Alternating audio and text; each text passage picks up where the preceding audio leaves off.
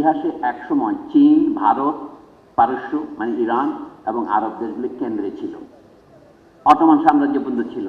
কিন্তু সেই কেন্দ্র তো আমরা হারালাম কেন? এই কেন্দ্র কি করে ইউরোপে ছিল? ইউরোপ তো একসময় প্রান্ত দেশ ছিল 14 শতাব্দীর আগে পর্যন্ত। তাহলে প্রান্ত সকালবেলায় আমির যেজন, ফকির সন্ধ্যাবেলা, এটা কেমন করে হলো? এইখানে আমি বলবো এই জিনিসটা বুঝতে হবে। আমি অতি সংক্ষেপে বললাম, যেখানে ব্যবসা বাণিজ্য এবং শিল্প বিকাশের উপর রাষ্ট্রের অতিরিক্ত নিয়ন্ত্রণ, রাজস্ব আদায়ের অতিরিক্ত নিয়ন্ত্রণ এবং স্বাধীনতাহীনতায় সবাইকে আবদ্ধ করে রাখা হয়, যেটা করেছিল আমাদের খেলাফত রাষ্ট্রগুলি, তাই করেছিল। এই জন্য এখানে ধনতন্ত্রের বিকাশ হয়নি। ইউরোপে সৌভাগ্যবশত এরকম কোনো কেন্দ্রীয় রাষ্ট্র ছিল না রোমান সাম্রাজ্য ভেঙে যাওয়ার পর।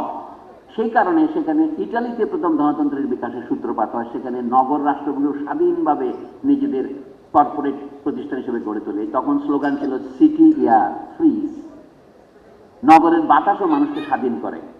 এই ইন্ডিপেন্ডেন্ট সিটি স্টেটগুলি একটা ছিল জেনোয়া, সেখান থেকে কলম্বাস বের হয়েছিলেন, স্পেনের চাকরি করতে গিয়েছিলেন এবং সেটা ভারতে আসতে গিয়ে তিনি আমেরিকা আবিষ্কার করেছিলেন। আমি বলছি সেই কারণে আরব দেশগুলি পিছিয়ে পড়েছে। এই যে আমরা এখন মাথায় গ্রাউন্ড করেছি, এটা সম্পূর্ণ আরবদের বিশ্ববিদ্যালয় থেকে নেওয়া। ইউরোপের এটা সার্থকভাবে ট্রান্সপ্ল্যান্ট করেছে, কিন্তু তারা এই লিমিটেড লায়াবিলিটি করে বিশ্ববিদ্যালয়গুলি গড়ে তুলেছে কর্পোরেট প্রতিষ্ঠান হিসেবে, বোর্ড করে। কিন্তু আরব দেশে ওয়াকফের মাধ্যমে যে কলেজগুলি করেছিল সেগুলো ধীরে ধীরে বিলুপ্তির পথে অগ্রসর হয়েছে। একটা দেশ থেকে নেওয়া একটা বিন্দু আরেকটা দেশে বিশাল একটা মহাসাগরের সূত্রপাত করতে পারে। আধুনিক ইউরোপের বিকাশ তার উদাহরণ। কিন্তু ইউরোপীয় সভ্যতা এখন একটা পর্যায়ে আসছে যেটাকে আমি বলবো অবক্ষয়ের যুগ। মার্কিন যুক্তরাষ্ট্রের বর্তমান ব্যবহার সেটাই প্রমাণ করছে। ইরানের যে প্রতিরোধ, আমাদের দেশটাকে আমাদের বুদ্ধিজীবী এবং আমাদের সরকার কীরকম নিশ্চুপ।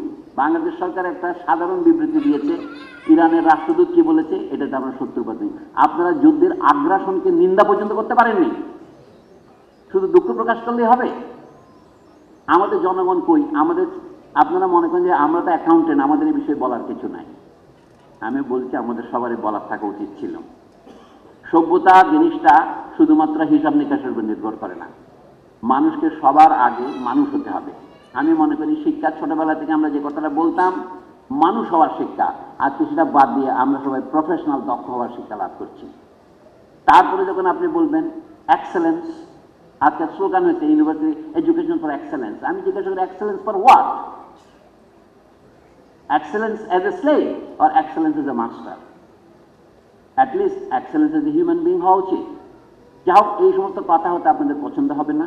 আমি এই জন্যই বলি, এখন বিশ্ব অর্থনীতি যে সংকটের মুখে এসে পড়েছে, আপনারা সকলে টের পাচ্ছেন, 15 থেকে আমরা মুক্ত নই। যদিও বা বলা হচ্ছে হরমুজ প্রণালী দিয়ে বিশ্বের মোট তেল প্রবাহের শতকরা 20% মাত্র প্রবাহিত হয়, কিন্তু এটা বিশ্বের 100%কে প্রভাবিত করছে।